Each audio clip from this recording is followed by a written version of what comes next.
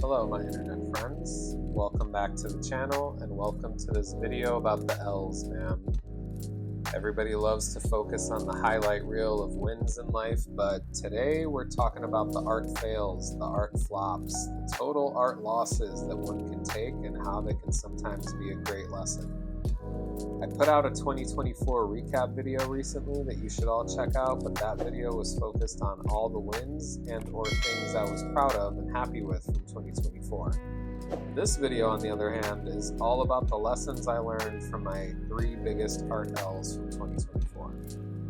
So let's get into it while this process video engages you hopefully. First up, my first major L I'd say was selling 0 paintings for my big bad 1-month solo exhibition, Indian City Memories. For those who don't know, your boy showcased about 40 pieces of art in a 1-month solo exhibition, and it was quite epic. I made about $600 to $700 though. This was primarily an art book, art merch, and art print sales, with a couple small illustrations as well. But not a single painting sold, or their respective framed comic book illustrations. If you haven't heard, I had 9 paintings alongside 9 comic book illustrations that kind of shed some narrative backstory about those paintings. But anywho, pretty big L here if your perspective is focused on the negatives, but your boy tries to find positives wherever he can. The art show was beautiful. I loved the space. The opening and closing nights were amazing, and I had amazing conversations about the work with everyone that I interacted with. But you might ask, then why did nothing sell? I mean, at the end of the day, that could be due to a bunch of reasons. Maybe my prices were too high. Maybe the people who came out were just looking for a fun night out in the middle of winter. Who knows, really? A lot of friends and family came. I don't expect, friends and family to drop thousands of dollars on original paintings. I'm just glad they came and interacted. Even the strangers that came and interacted, it was great. But yeah, I mean, who knows, really? But the lesson I want to talk about here, the lesson that I learned, was around the location of my art show and the type of gallery that I showcased in. Now, while I loved the space overall, my exhibition was in a historical art center building with many floors. I want to say it was like 4 or 5 floors, very big space. It's a Bridgeport Art Center, and it's filled with studio spaces for people to rent and gallery spaces for different types of shows and whatnot. And my exhibition was in the 3rd floor gallery space of this historical art center. With that said, access to the building requires that you kind of be in the know about this building. And, like if you're hip to the art centers of your city and you check them out on a regular, or you include them in when you're museum hopping, that's the type of person that would know about this space, essentially, or other artists, let's say. On top of that, generally speaking, this building did not receive random walk-ups from people passing by. It's just like one of those large historical buildings that's kind of in the middle of a residential neighborhood area. So you're not getting a couple that's out on a dinner date that's gonna pass by and go, oh, what's in this gallery? Let's just walk in here real quick. That's not happening. You're not getting foot traffic. So the lesson that I learned here was that I might want to consider working with a gallery that has a walking street view in a more populated area. Some of my favorite galleries in Chicago are on very popular shopping streets with lots of nightlife and dining activity.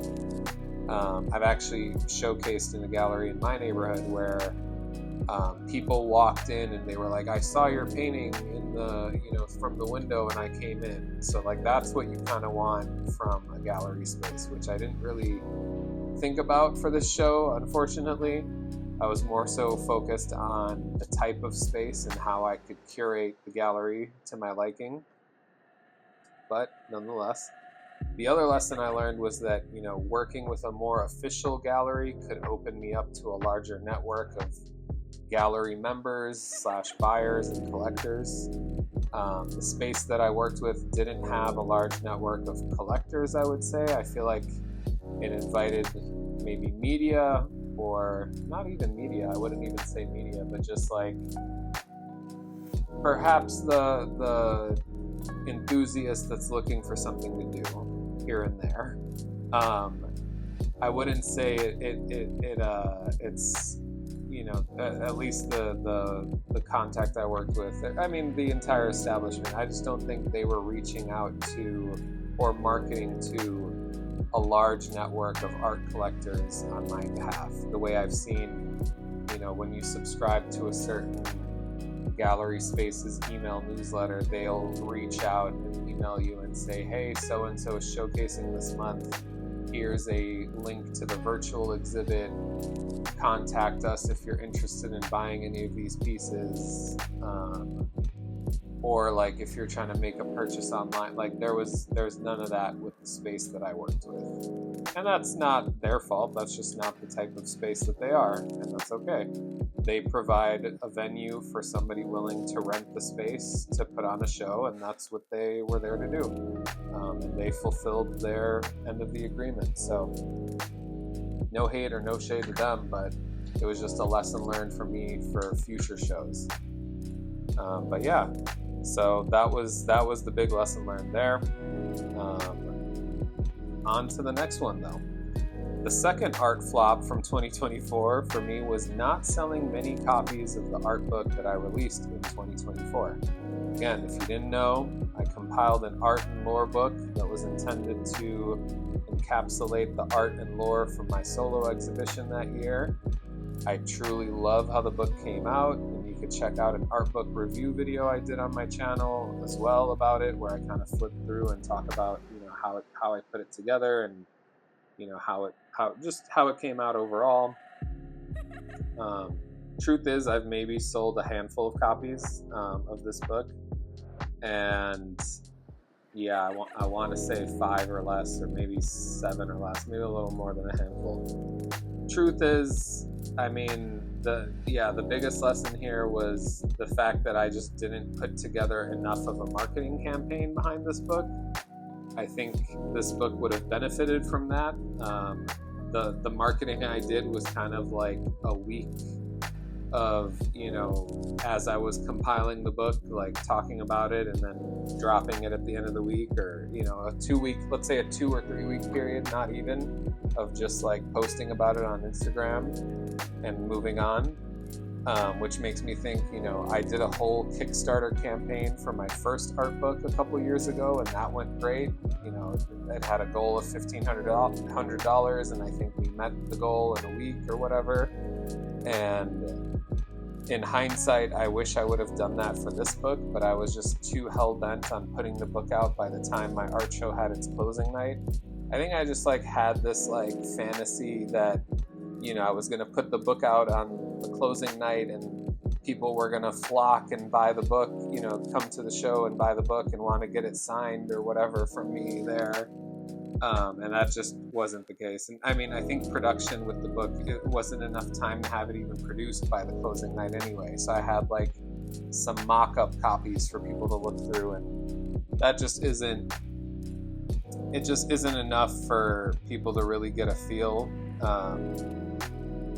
I think I rushed to get this book out by the closing date, and then I didn't end up getting it out by the closing date. So I was just over here I have a book coming out. Here's a worse quality mock-up for you to flip through. And it just wasn't good. And knowing that now in hindsight, I'm like, you could have just taken your time, done a whole online marketing campaign, and put the book out a couple months later, and it would have been fine. And it would have probably funded, if you set a reasonable goal of $1,000 so that I could order 40 books or something. Instead, I funded it myself, and definitely haven't broken even or anything. But hey, the book is here. It's a great book. It'll be around at future art shows and merch pop-ups that I do and whatnot. But yeah. Again, this isn't an ad for Kickstarter, but I really think Kickstarter is a great way to build hype and buzz around your project, and it's a great way to get people kind of excited to be, to place an exclusive pre-order, if you will. So In the future, I will not be dropping an art book without a Kickstarter campaign. Okay, moving on. My third and biggest fail of 2024, and I hope you're still sticking around, this video is a little longer, but this is a good fail to talk about.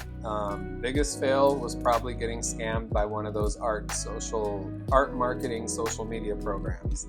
Not gonna say who, but you know, the ones where some marketing guru is going on and on about how good they are at getting art sales for you on social media, except they've never sold any art themselves and they make their money entirely from this program that they're selling you. It was one of those programs where I kind of made the big purchase and just felt instant regret and spent like 2 to 3 months trying to like excuse it in my head, like, yeah, I am benefiting from this, aren't I? And then, things kind of hit the fan, and the program director was being a little shady with how he was going to change the program, and it just was bad. I did get my money back, thankfully, but yeah, I think the main lesson is, if a guru, an art marketing guru, is going on about how good they are at selling art, but they don't sell their own art, that should be a red flag. I think the biggest lesson there is to trust your instincts more and don't get pressured into making a large purchase. And it's best to kind of seek out free information maybe more often. It is out there. I'd say seek out realistic marketing suggestions that aren't hidden behind a giant paywall. And if you are going to pay for something, buy it from a more reliable creative who makes most of their income from their own art, and only part of it is from the helpful tools they share with others. Like I bought something that was like a $20 PDF of like engaging art hooks for your reels from somebody. It was like 500 hooks or something from this artist that does well on Instagram and Facebook, and she makes her income mostly from selling her work, and is like, hey, this worked for me, it could work for you, and it's like a reasonable purchase of $20 or something for one of her resource docs or whatever. That is way more reasonable than somebody going, hey, I need like $5,000 for some bogus program that I can't even share with you, but I'm claiming that I am a guru. I don't actually make any money from my own artwork because I quit making art, a decade ago because I'm selling this scam program to artists. Yeah. I'd say that is, again, red flags galore. I kind of was just hoping to see if it worked, and I'm like, maybe I need to invest in myself a little more. And I it was a bad investment, but I did get my money back. I'm fine. Don't worry about it. Learn from this. But yeah, that does it. Those were the biggest lessons I learned from my 3 biggest art L's of the year. Hope this was helpful to you. Until next time, peace.